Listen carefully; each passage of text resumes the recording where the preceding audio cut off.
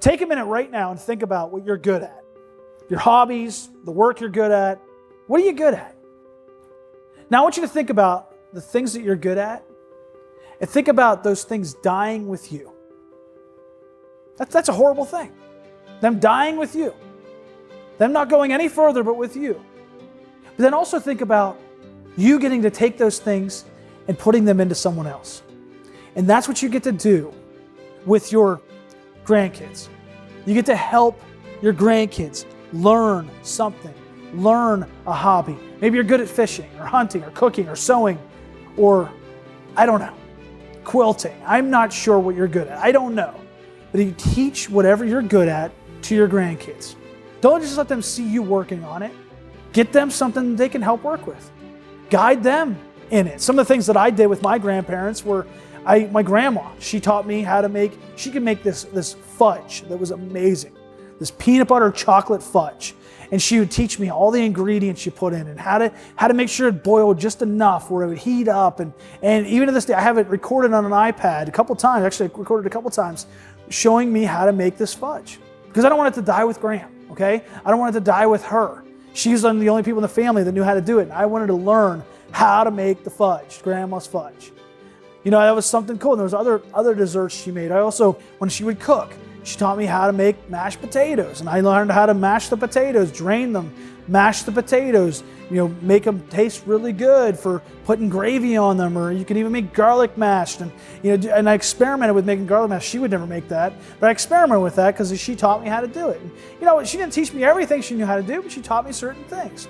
My pap, he would take me outside. He would just be changing the spark plugs in his old Chrysler 1978, whatever it was called, I don't know if it was a New Yorker or what, but it's some old Chrysler cars that he had. That's what he'd like to drive around. And he'd go out and replace the spark plugs. And those old cars, they would just eat up the spark plugs. And he showed me how to take them out and look at them and tell if they're okay. And while he would work on his Chrysler, I'd work on my bike. And I would take little parts off my bike and act like I'd play mechanic and just have fun doing that stuff. And we just had a good old time. Had a great time.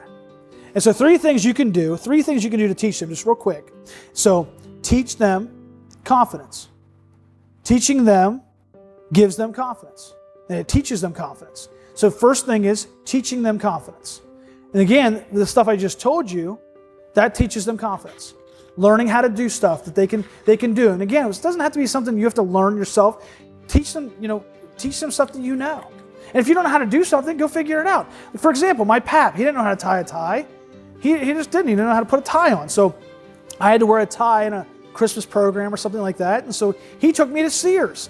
And he got the guy there to teach me how to tie a tie. And the guy gave us a paper, how to tie a tie. And I learned how to tie a tie from the Sears that was close to us. And that was what I was able to do. And I gained confidence in that. Just different things teach you how to have confidence. Teaching them forms a bond between you and them. Okay? So that you get to spend time with them while you teach them. When I was making stuff with my grandma or working on the car with my pap, I got to spend time with them, and it formed a bond between me and them. Teaching them also helps them gain responsibility.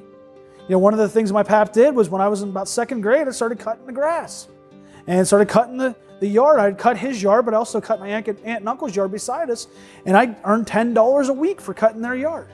And then I got another yard down the across the way, and I started cutting their yard. I think they paid $12 a week. So I was making $22 a week cutting grass. And that taught me responsibility because I knew if I didn't go and cut grass, I didn't make money. And so it was something I had to do. And I also had snow jobs in my neighborhood. My pap taught me to shovel snow. He would go along with me. And I'd shovel these sidewalks and driveways, and I would make money shoveling snow, and it taught me responsibility. Was it bad for me to be out there? No, it taught me responsibility. Some of the things that I see with grandparents raising grandkids, and I see this often, is you kind of do everything for them, okay? Make sure you're not doing that. Make sure you're teaching them as you do it with them, but also have them go off and do some of it on their own. It's good for them to learn that stuff, and it's good for them to learn responsibility. Don't do everything for them. Help them learn. Doesn't mean you shouldn't take care of them and do what you want to help them. My grandma did all my laundry. I never had to do laundry until I went to college. Now maybe you want to teach them how to do laundry and have them do their own laundry. Fine, do that. But you do whatever you can do and wherever you want to do, but also teach them some of the stuff that you're good at and help them gain some responsibility. And I had my own responsibility. Again, I cut grass and did different things. But on the laundry thing, I didn't have to do that. So if you want them to do that, that's up to you. But you teach them what you think they should learn and help them along the way. So again, if you want to see your grandkids succeed, if you want to help them, teach them what you're good at. Teach them responsibility. Teach them about life. You're the best person for the job to do that.